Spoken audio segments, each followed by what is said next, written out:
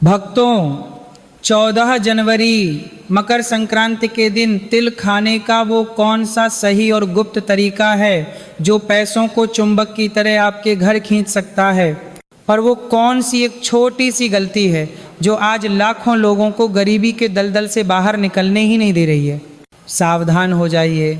मकर संक्रांति पर तिल और गुड़ खाना कोई मामूली रिवाज नहीं, बल्कि सीधा आपके दुर्भाग्य को सौभाग्य में बदलने का एक तांत्रिक विज्ञान है। लेकिन कड़वा सच यह है कि 90% लोग इस दिन तिल को सिर्फ एक मिठाई समझकर खा लेते हैं। यही वो भारी चूक है। शास्त्र गवाह हैं, जब आप बिना विधि के बिना सही भाव के तिल खाते हैं तो आप शनिदेव की कृपा को नहीं बल्कि उनके क्रोध को न्योता दे रहे होते हैं। जरा सोचिए, क्या कारण है कि आप हर साल मकर संक्रांति मनाते हैं, तिल के लड्डू खाते हैं, फिर भी घर में बरकत नहीं है, तिजोरी खाली की खाली क्यों रह जाती है? क्योंकि आप प्रसाद को पेट भरने का साधन समझ रहे हैं। आज मैं आपको वही प्राचीन विधि बताने जा रहा हूँ जो बड़े बड़े सेठ और साहूकार गुप्त रूप से अपनाते हैं, लेकिन आम आदमी को इसकी भनक तक नहीं लगने देते। इसलिए मेरे प्यारे भक्तों, हम आपसे हाथ जोड़कर विनती करते हैं कि इस वीडियो को अंत तक बहुत ध्यान से देखिए। इस वीडियो को बीच में छोड़ना या इसकी एक भी बात को अनसुना करना अपने ही पैरों पर कुल्हाड़ी मारने जैसा होगा। ये सिर्फ एक वीडियो नहीं, ये आपके आने वाले कल का फैसला है। जिस पल से आप यह वीडियो देखेंगे आपकी किस्मत बदलने लगी है। लॉ ऑफ अट्रैक्शन पर विश्वास करें। आम लोग ये शब्द कभी नहीं देखेंगे। आप किस्मत के बच्चे हैं जिन्हें सफलता के लिए चुना गया है। पक्का इरादा वाला मैसेज छोड़ें, मैं ज़रूर अमीर बनूंगा। आज मेरी ज़िंदगी के इस टर्निंग पॉइंट को दिखाने के लिए अगर आप सच में देवी लक्ष्मी का आशीर्वाद पाना चाहते हैं तो प्लीज़ इस जानकारी को कम मत समझिए, क्योंकि सही समय पर किया गया एक छोटा सा बदलाव भी आपकी किस्मत में एक बड़ा मोड़ ला सकता है। आने वाली जरूरी और गुप्त जानकारियाँ मिस ना हो, इसके लिए चैनल को सब्सक्राइब करें। भक्तों, एक बात को अपनी रूह में उतार लीजिए। तिल कोई साधारण अनाज नहीं है जिसे आप मज़े के लिए खाते हैं। हमारे प्राचीन धर्म ग्रंथों में तिल को हवन सामग्री कहा गया है, लेकिन वो हवन जो आग में नहीं बल्कि आपके पेट की जठराग्नि में होता है। क्या आप जानते हैं तिल आया कहाँ से? गरुड़ पुराण बताता है कि तिल का जन्म स्वयं भगवान विष्णु के शरीर के पसीने से हुआ है। सोचिए, जिस कण में पालनहार विष्णु का अंश हो वो कितना पवित्र होगा।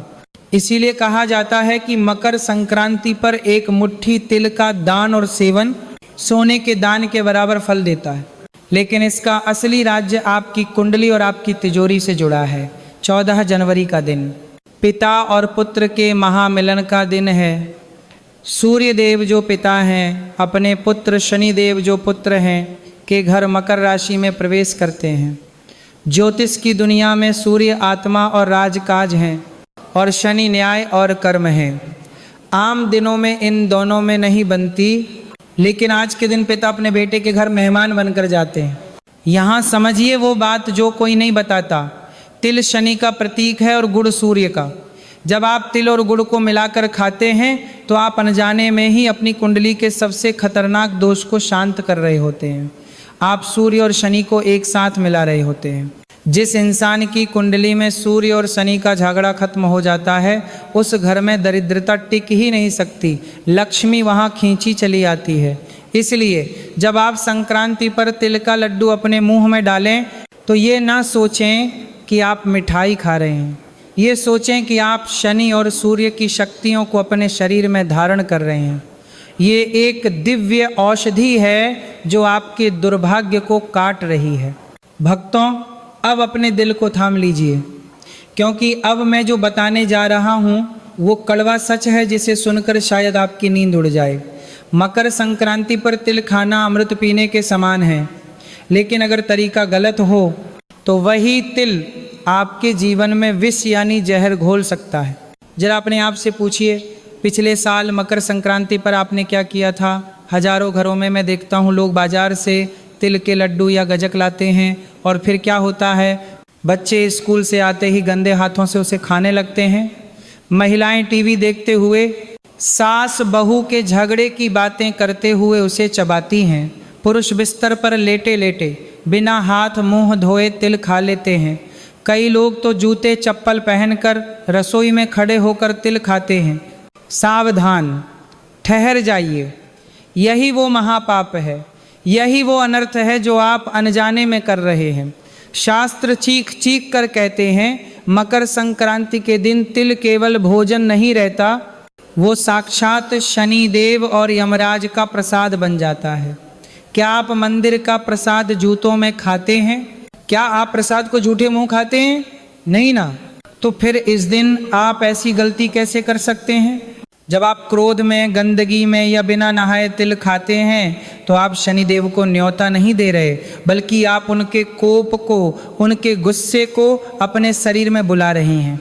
याद रखिए, अन्न का अपना कोई स्वभाव नहीं होता, अन्न वही बन जाता है जो आपके मन का भाव होता है। अगर आप गंदे मन से खाएंगे तो वह अंदर जाकर बीमारी और दरिद्रता ही पैदा करेगा। इसे और गहराई से समझाने के लिए मैं आपको एक सत्य घटना सुनाता हूँ। ये कहानी नहीं, ये कर्मों का हिसाब है। इसे सुनकर तय कीजिए कि आप किस रास्ते पर हैं। काशी के पास एक पुराना गांव था जहाँ दो पड़ोसी रहते थे। एक था सेठ धनराज जो गांव का सबसे अमीर आदमी था, और दूसरा था माधव जो बेहद गरीब था। सेठ धनराज को अपने पैसे पर बहुत घमंड था। मकर संक्रांति आई तो उसने दिखावे के लिए शहर से सबसे महंगे तिल के लड्डू मंगवाए। सुबह हुई लेकिन सेठ ने स्नान नहीं किया।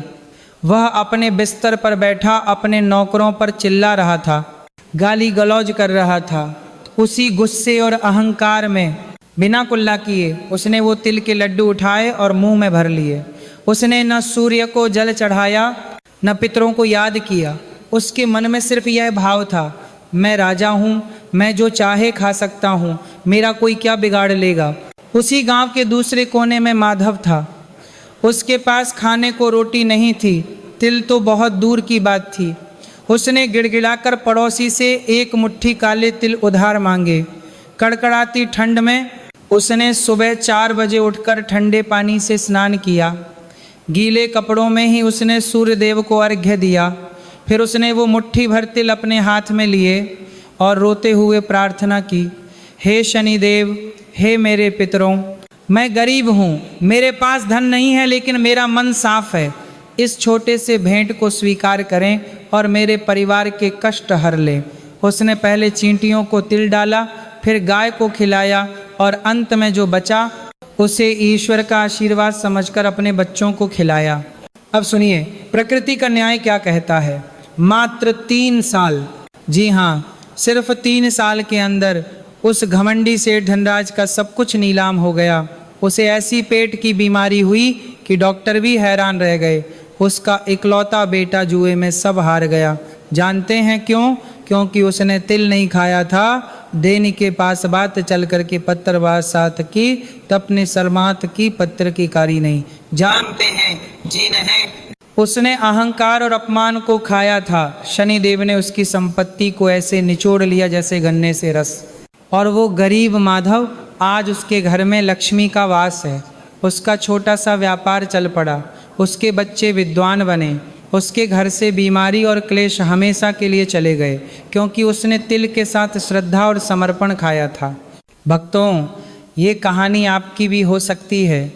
शनिदेव आपकी तिजोरी नहीं देखते, वो आपका भाव देखते हैं।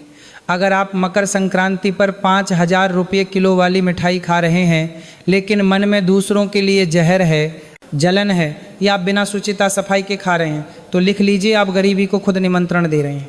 वहीं अगर आप 1 रुपये का तिल भी पूरी पवित्रता स्नान करके और दान करने के बाद खाते हैं, तो वो एक दाना आपकी 7 पीढ़ियों को तार सकता है।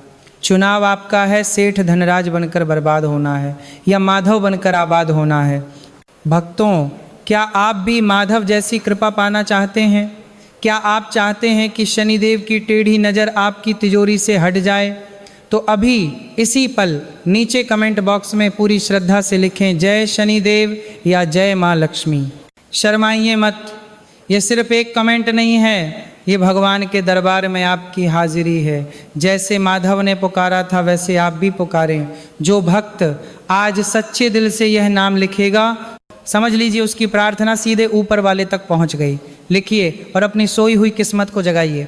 भक्तों, अब अपनी नोटबुक और पेन निकाल लीजिए या फिर इस वीडियो को सेव कर लीजिए, क्योंकि अब मैं आपको वो प्राचीन तांत्रिक विधि बताने जा रहा हूँ जिसे हमारे चस्सियों ने दरिद्रता नाशक योग कहा है।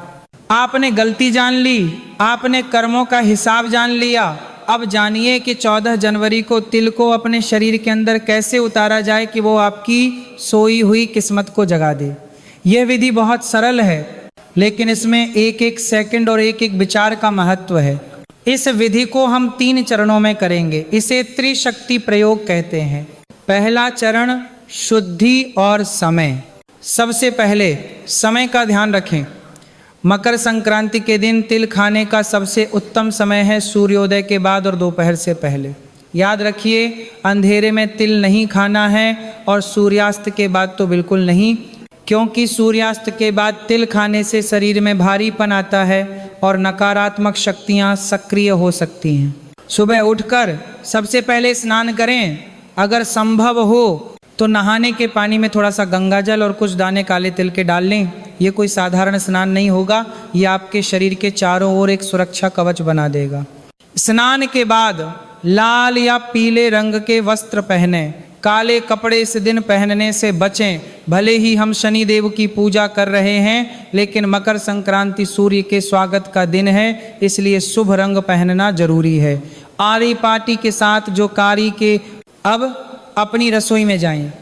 बाजार से लाया हुआ तिल और गुड़ का लड्डू लें, लेकिन सावधान, इसे सीधे मुंह में नहीं डालना है।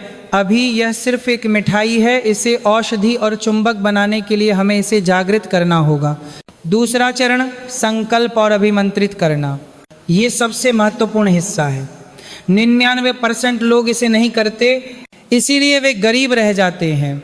अपने घर के मंदिर में या किसी साफ जगह पर पूर्व दिशा की ओर मुख करके खड़े हो जाएं या बैठ जाएं। अपने सीधे हाथ में तिल का लड्डू या थोड़ी सी तिल गुड़ की रेवड़ी लें।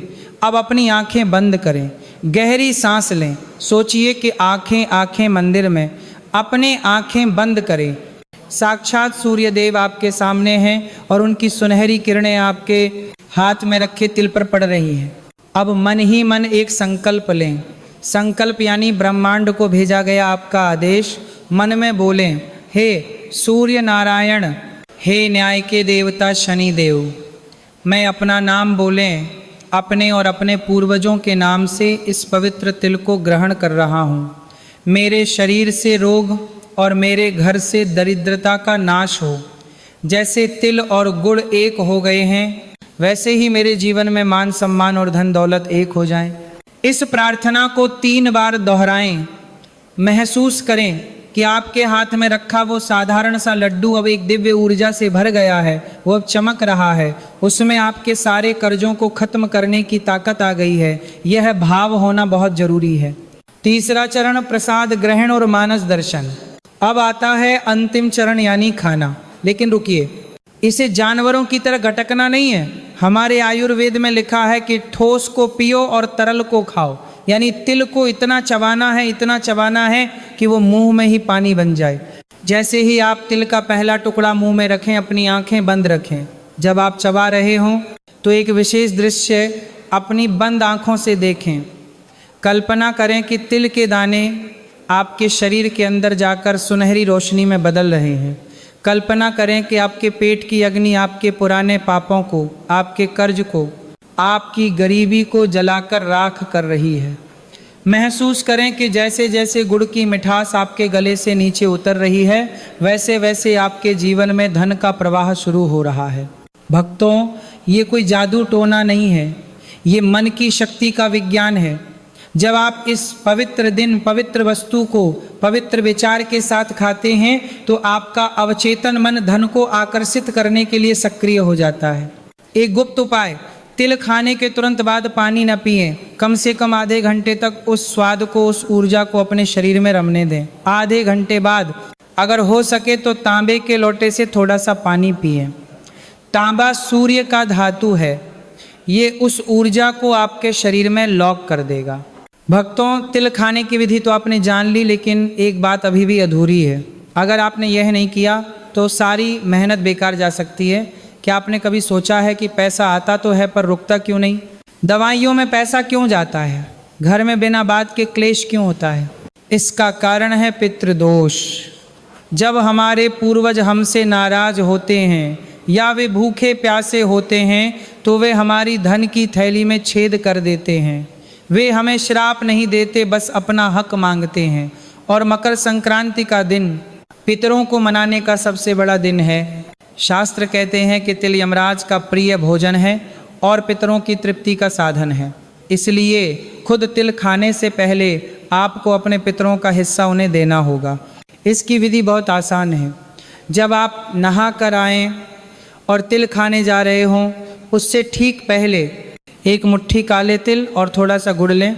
इसे किसी गाय को खिला दें। गाय के अंदर 33 कोटि देवी देवता और हमारे पितरों का वास माना जाता है। अगर गाय न मिले तो इसे छत पर पक्षियों के लिए डाल दें। जब कोई पक्षी, विशेषकर क्वां, उस तिल को चोंच मारेगा तो समझ लीजिए कि आपके पितरों ने आपका भोग स्वीकार कर लिया। उस समय हाथ जोड़कर बस इतना कहें, हे मेरे पूर्वज, ये तिल मैंने आपके नाम से दिया है, इसे स्वीकार करें और मुझे आशीर्वाद दें। यकीन मानिए भक्तों, जैसे ही आप ये छोटा सा काम करेंगे, आपके घर के चारों ओर लगा हुआ दुर्भाग्य का जाला टूट जाएगा। जब पूर्वज तृप्त होते हैं तो वे घर की रक्षा करते हैं। फिर आप जो भी तिल खाएंगे वो आपके शरीर में अमृत बनकर दौड़ेगा। इसलिए पहले दान फिर पान, यही शास्त्र का नियम है। अंत में एक बहुत जरूरी बात, तिल खा लिया, पूजा कर ली, पितरों को मना लिया, लेकिन अगर आपने दिन भर में एक छोटी सी गलती कर दी तो ये सारा पुण्य मिट्टी में मिल जाएगा। मकर संक्रांति के दिन अपनी जुबान पर काबू रखें। आज के दिन घर में क्लेश न करें। किसी गरीब को, किसी भिखारी को अपने दरवाजे से खाली हाथ न जाने दें। याद रखें, शनिदेव गरीबों के रूप में ही आपकी परीक्षा लेने आते हैं। अगर कोई मांगने वाला आए तो उसे थोड़े से तिल और हो सके तो एक कंबल या गर्म कपड़ा जरूर दें। शास्त्र कहते हैं जो हाथ देता है उसी हाथ को लेने का अधिकार मिलता है। जब आप किसी गरीब को तिल का दान करते हैं तो आप दरअसल अपने दुर्भाग्य को दान कर रहे होते हैं और बदले में सौभाग्य खरीद रहे होते हैं।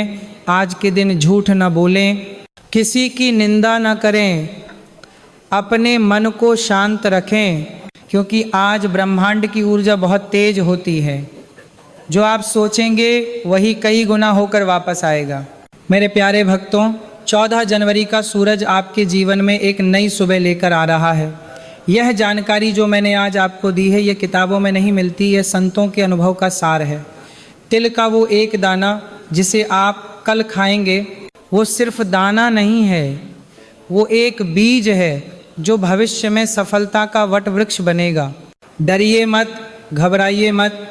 चाहे कितना भी कर्ज हो, चाहे कितनी भी परेशानी हो, ईश्वर के न्याय पर भरोसा रखें।